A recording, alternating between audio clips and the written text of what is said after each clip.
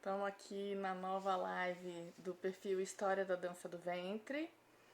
Hoje eu tô sozinha. As últimas duas lives eu recebi convidadas incríveis. Então eu agradeço a Thaís Baptista e a Mayara Barcelos pela parceria. Foi uma troca muito bacana e geraram frutos. Estou muito orgulhosa. Nós tivemos já 4 lives no perfil e estou muito tranquila e feliz em relação a toda essa trajetória que a gente está desenhando com bastante calma no História da Dança do Ventre, né? O perfil cresceu um pouquinho e a gente vai assim devagarinho. Eu estou muito feliz de poder ajudar as pessoas que estão pesquisando com fontes bibliográficas, né? Eu indico outras pessoas para as pessoas seguirem. Tá sendo uma rede muito bacana. O tema de hoje, eu decidi fazer porque tá em voga, né? Então decidi fazer essa live sobre esse tema. As pessoas têm postado muita coisa, as pessoas estão muito afetadas pelo que está acontecendo no Afeganistão atualmente, né? Essa tomada do poder pelo regime talibã. É uma questão muito séria. Eu fiquei em dúvida se eu falava sobre isso ou não, porque, afinal de contas, a gente está aqui lidando com dança do ventre.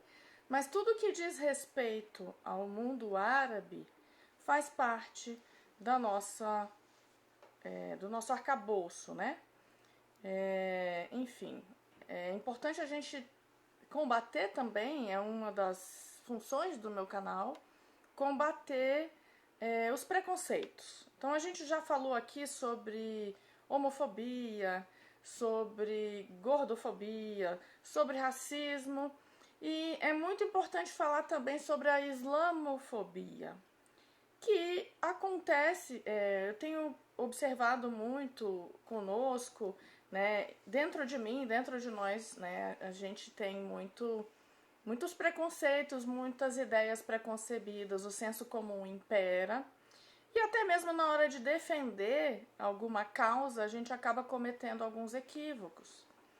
E para a gente evitar isso, o importante é pesquisar, estudar, compreender o contexto, né? Então, eu vi uma enxurrada de pessoas associando o que está acontecendo à religião islâmica. E não necessariamente isso tem a ver, né? A grande maioria, né? Nós temos muitos muçulmanos e a grande maioria deles é pacífico, não está relacionado a essa opressão, a esse fundamentalismo e às violências que normalmente são associadas aos grupos como o Talibã, Al-Qaeda, Estado Islâmico, entre outros, né? Então, eu decidi fazer a live para contribuir, né, com a discussão sobre o que está acontecendo no Afeganistão, né, muito preocupada com essas generalizações e venho frisar a importância dos estudos culturais, né, para a gente sair desse senso comum em relação a essas questões. Bom, então uma localização histórica aqui do que está acontecendo, é importante a gente ver, né, a gente observar o que traz, né, o contexto atual. No passado, nós tivemos a Guerra do Afeganistão, também chamada de Guerra Afegã Soviética.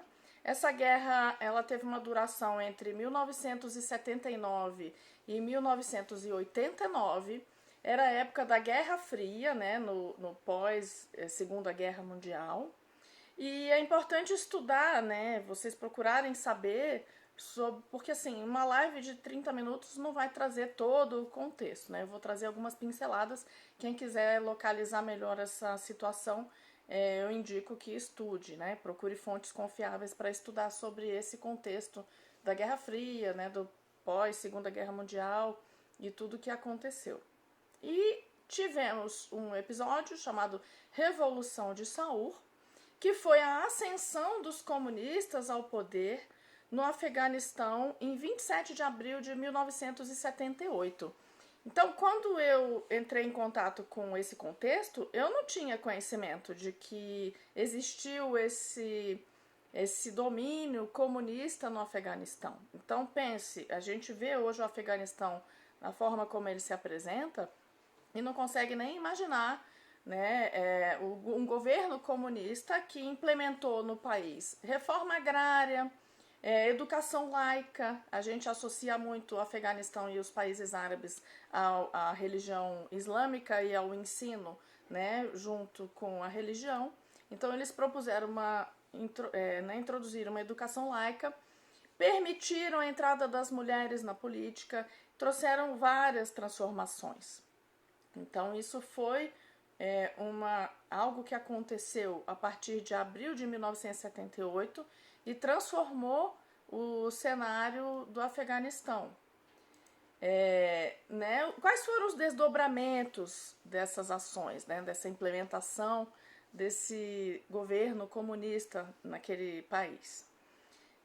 Essas medidas elas foram muito impopulares, sobretudo no interior do país, né, influenciando fortemente, né, a opinião das pessoas que tinham um conservadorismo muito arraigado, principalmente religioso, e grandes proprietários não ficaram satisfeitos, né, com a reforma agrária, e dessa forma, em várias partes do Afeganistão se formaram grupos rebeldes conhecidos como Mujahideen.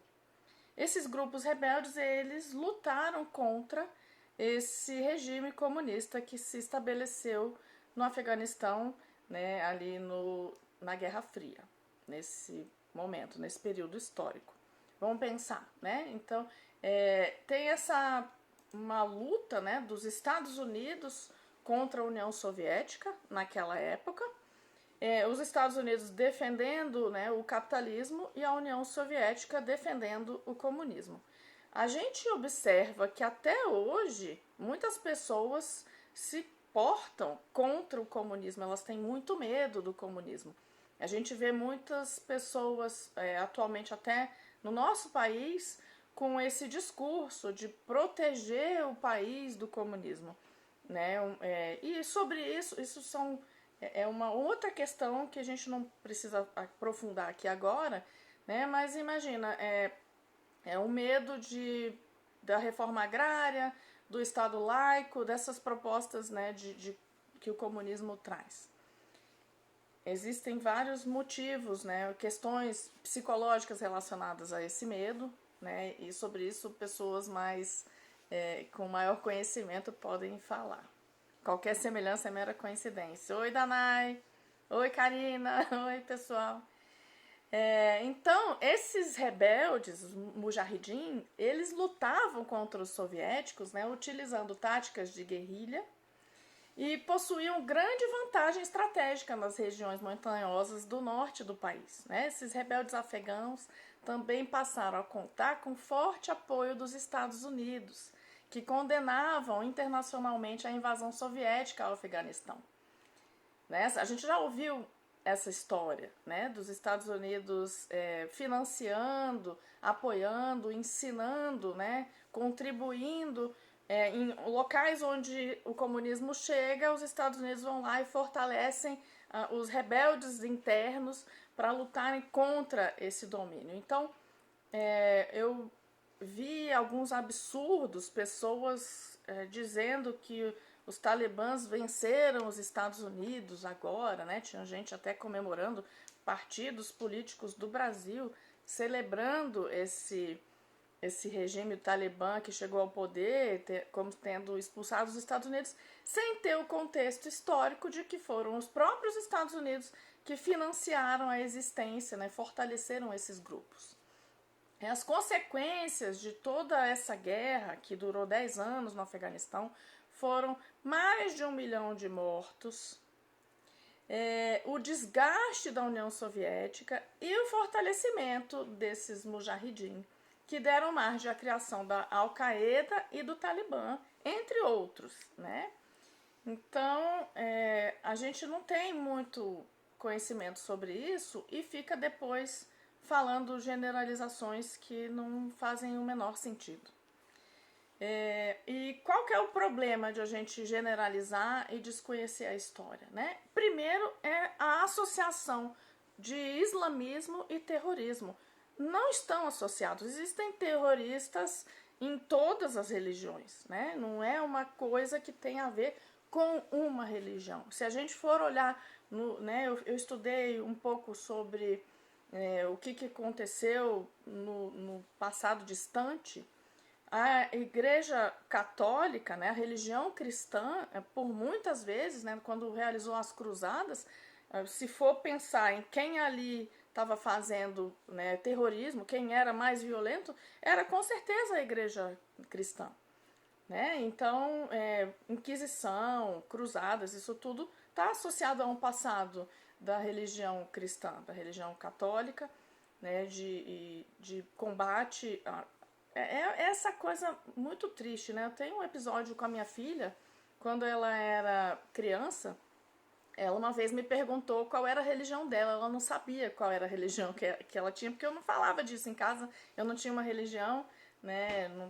A gente não tinha essa conversa. E aí ela entrou numa escola e na turma dela, a turma se dividiu entre protestantes e católicos. E eles queriam saber qual era o posicionamento dela. E aí a gente fez um grande apanhado sobre as religiões, eu falei para ela as várias religiões que existiam, ela conversou com amigos meus de religiões distintas, e aí ela decidiu que ela era espírita. E quando ela chegou na classe e falou isso, ela sofreu todo tipo de bullying possível. E aí ela voltou para casa e falou: mamãe, eu não quero mais ter religião, porque a religião está criando muito problema, né? Agora eu entendi essas guerras que acontecem e tem bastante disso, né? Infelizmente, não era para ser assim, porque eu acredito que quem cria uma religião está sempre focado numa religação com o divino, em paz, em fraternidade, em valores, né, pacíficos e positivos. Mas alguns indivíduos, dentro desses espaços, eles se tornam rebeldes, eles se tornam terroristas. Isso não tem nada a ver com uma religião específica, pode estar em qualquer uma, né? A outra questão, que é o que me move a falar desse tema aqui hoje, é acreditar que as mulheres islâmicas, que todas as mulheres islâmicas, todas as mulheres muçulmanas precisam ser salvas da religião. E isso não é verdade, né? Então, para isso, eu recomendo, gente, um artigo da Lila Abu Lughod.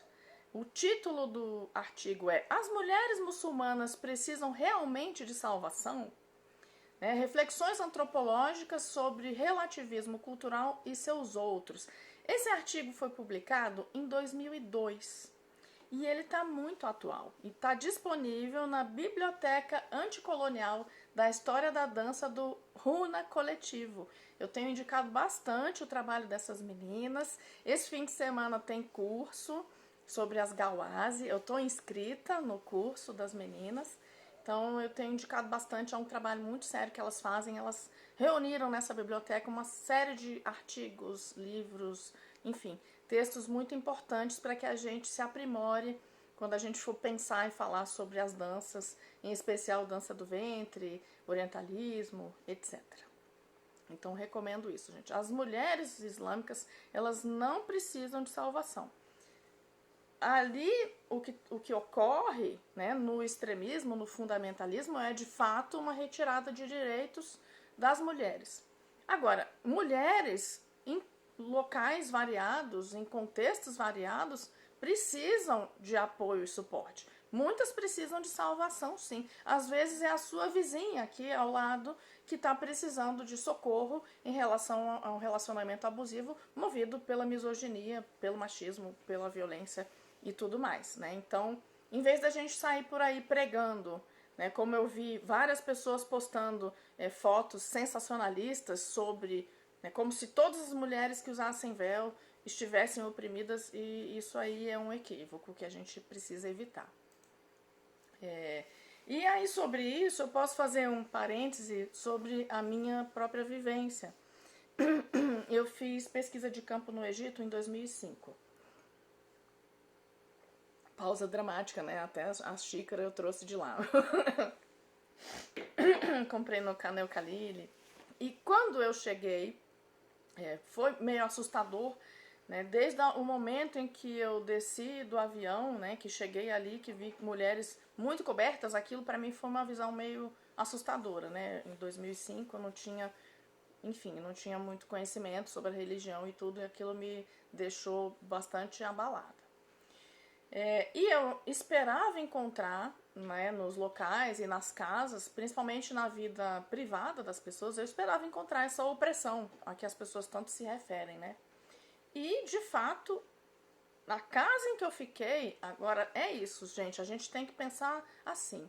As coisas, a gente generaliza tudo, né? A gente fala, ó, todos os muçulmanos são terroristas, né? Todas as mulheres muçulmanas estão oprimidas, né? A gente entende as coisas dessa forma, como se fosse possível falar isso sobre qualquer ser humano, né? Como se alguém virasse falando, toda brasileira é animada, toda brasileira gosta de dançar. Isso não é verdade. Isso simplesmente não é verdade, né? Cada pessoa é de um jeito, cada cultura é de um jeito, e a cultura vai bater em cada indivíduo de uma forma, né? As religiões são muito diversas, essas populações, as etnias são, né, infinitas, né? Muita coisa, né? E não dá para generalizar. Mas eu cheguei lá com aquele meu pensamento, esperando ver na casa das pessoas essa opressão a que tanto se fala, né? De que tanto se fala. E eu não vi. Pode ser que tenha, e claro, a minha estada lá pode ter mudado a situação? Pode, eu não sei. Né? Eu era uma observadora, eu estava ali, eu posso ter, né, alterado a situação. Mas, com honestidade, né, o que eu vi ali eram mulheres muito tranquilas, satisfeitas e felizes com a sua condição, que inclusive se referiam a mim com pena da minha condição. Então, por muitas vezes elas falavam, nossa, coitadinha de você, né, que tem que trabalhar com isso. Nossa, mas você trabalha com dança do ventre, deve ser difícil, né? Nossa, você não tem um homem por você. Nossa, era um choque cultural, né? Então, da mesma forma como a gente às vezes pode estar olhando para elas e pensando, nossa, mas você tem que sair toda coberta, porque elas em casa ficavam com roupas, né, camiseta, moletom e tudo mais, mas quando iam sair, elas vestiam, né, o abei e colocavam o hijab na cabeça. E eu, muitas vezes, quando saía ali naquele bairro, fazia a mesma coisa, né? Porque naquele bairro que eu tava, era respeitoso eu andar dessa maneira, e eu andava assim. Quando eu entrava no metrô, eu tirava o véu e tava tudo bem. Ia pro centro da cidade, ia pra biblioteca e eu podia ficar sem véu, e isso, e a gente tá falando de 2005, né? E aí, da mesma forma que eu podia olhar para elas com esse pensamento, né? Nossa, mas que vida de vocês estão aqui. Elas estavam olhando para mim do mesmo jeito, né? Isso é o choque. Mas foi um momento em que eu fiquei muito feliz com aquela vida privada, com aquelas mulheres alegres, aquelas mulheres dançando, aquelas mulheres fumando, comendo. E todo o trabalho de casa era feito muito rápido, era tudo muito harmonioso. Então eu não vi isso. E pelo contrário, eu as via com muita tranquilidade também em relação à aparência física. Né? Elas não malhavam e tinham seus corpos de mulher normal, sem malhar, com alguma flacidez, e estavam muito felizes celebrando aqueles corpos. E eu fiquei, nossa, deu até uma inveja, porque eu ficava sempre muito preocupada com a minha barriga, com a minha flacidez, com a minha celulite, com a minha estria, e elas não estavam nem aí para isso. Eu não sei se isso continua desse jeito, né? Eu tô falando de uma realidade que eu vivi há muitos anos atrás, mais de 10 anos, mas aquilo me fez perceber o meu preconceito e eu tava esperando uma coisa, cheguei lá e vi outra. Outra coisa, dentro de casa a relação entre mulheres e homens era super pacífica também. Eu não vi ninguém oprimindo ninguém, eu não vi ninguém mandando em ninguém, enfim, é isto. Né? Então, esse tema, gente, ele é muito polêmico e muito complexo. E o que eu gostaria de pedir para as pessoas é que elas prestassem atenção no que elas estão propagando, né? Então, cuidado com o que vocês leem, cuidado com o que vocês acreditam. Eu vi gente comparando o Talibã ao MST, uma coisa pavorosa, falando que o Biden era de esquerda, que ele era o Lula, enfim. Aí eu vi também o contrário. Gente, não dá para comparar, não dá para dizer que não tem nada que seja igual. É uma questão da cultura deles ali. Não tem como a gente trazer para a nossa vida aqui, não tem como saber. A gente não teve essa mesma vivência, né, que o Afeganistão teve. Então não tem como a gente afirmar que a gente está vivendo alguma coisa parecida ou que a gente corre o risco, né, de passar por isso. Enfim, claro que a gente sempre corre o risco de muita coisa, né? Claro que a gente corre o risco de perder as liberdades. E é isso. Isso é uma questão que a gente tem que ficar atenta. As mulheres estão correndo o risco de perder liberdades, os homossexuais, as minorias como um todo, sempre estão correndo o risco de perder os seus direitos. E isso a gente tem que estar atento e tem que lutar para manter, tem que lembrar, tem que estudar bastante história, tem que se localizar no passado, no contexto, na cultura, tem que compreender o que está acontecendo para a gente não correr o risco de perder o que a gente já conquistou. Isso tudo também mostra aquilo que eu venho falando no nosso canal aqui. A história, ela não é linear, né? Porque se ela fosse linear, a gente não estava vendo isso que está acontecendo lá. Então as pessoas falam, é um retorno ao passado, é um retrocesso, mas não é. As coisas, elas levantam e caem, elas se viram do avesso, elas são espirais, elas vão se transformando. A gente não tem uma cultura fixa, a gente não tem uma dança fixa, a gente não tem coisa nenhuma, né? A impermanência é a grande certeza de tudo. Então, os contextos, eles interferem em muitas coisas. A gente viu as imagens das mulheres, né, sendo pintadas nas paredes, né, isso é coisa que aparece na televisão. E por trás de tudo isso, existem interpretações errôneas do Alcorão. Né, porque o Alcorão, ele fala que a mulher tem que se vestir com pudor. Isso não significa que ela tem que ser coberta dos pés à cabeça e ficar só com uma tela na frente do olho para conseguir mal enxergar por onde ela está passando, né? Mas aí algum radical interpreta que é assim que tem que ser e a coisa passa a ser dessa forma, né? Também vi muitas imagens das pessoas mostrando, olha como era bom antigamente, as mulheres andavam com roupas ocidentais. Por que é a roupa ocidental que tem que ser a roupa boa de andar? É tudo, muita coisa que eu peço que vocês se questionem, né? Porque a gente pode correr o risco de querer enfiar a nossa cultura, as nossas crenças, a nossa religião, o nosso pensamento goela abaixo da cultura do outro, né? E isso é o princípio da intolerância, achar que todos os outros têm que viver da forma como eu acredito. Então, a gente tem que se manter aberto ao diálogo, tem que prestar muita atenção em tudo que está acontecendo e se localizar. E tem feito muito bem para mim eu estar aqui nesse espaço, compartilhando conhecimentos com todo mundo que vem. Muita gente manda mensagem no direct, podem mandar, continuar mandando mensagem, eu posso ajudar você na sua pesquisa, indicar leituras e a gente, com o tempo, vai formatar o nosso curso. Eu estou ainda sentindo a temperatura aqui desse perfil, observando quem são as pessoas que têm interesse na história da dança do ventre, para com calma formatar um curso bem legal que ajude a gente a compreender todo esse contexto rico, imenso, né, que faz parte da prática da dança do ventre. E tenho tido surpresas maravilhosas de pessoas que já estão com um trabalho avançado, que já estudam, já pesquisam, já estão por dentro de muita coisa e que são generosas e compartilham com a gente esses conhecimentos. Então, para quem está já me mandando perguntas sobre quando vai ser o nosso curso, eu imagino que lá para outubro a gente tenha alguma coisa já fechada, formatada para lançar, tá bom? Enquanto isso, a gente já tem outras pessoas aí, muita gente, né, lançando coisas também que vocês podem aproveitar. Conhecimento, gente, nunca é demais. O que a gente mais aprende é que quanto mais a gente estuda, mais a gente percebe que tem mais para ser estudado. E pesquisar acaba virando uma delícia. Eu ia dizer um vício, né? Não é bem um vício, mas acaba que acaba que é assim, né? Eu tenho um vício, né? Eu começo a ler uma coisa e vou ler outra, e leio outra, e abro outro artigo, e vou atrás e fico pesquisando.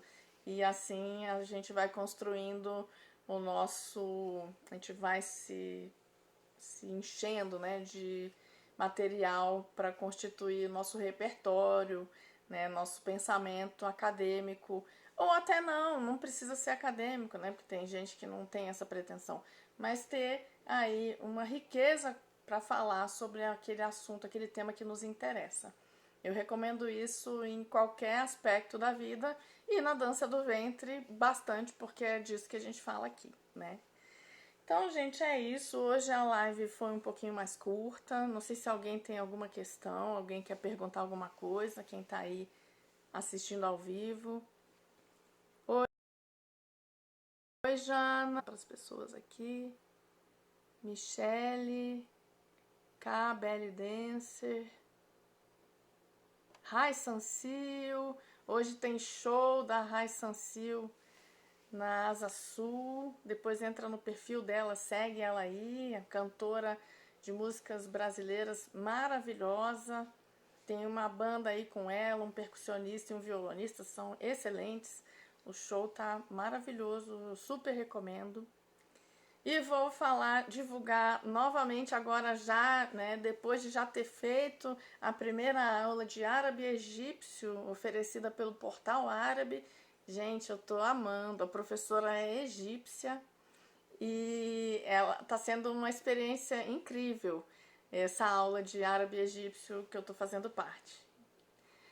Vou compartilhar muito essa live, foi incrível essa aula de história, intolerância, feminismo e bom senso. Ai, obrigada, Danai, minha prima linda. Também recomendo, gente, ela sempre está falando aí sobre temas maravilhosos,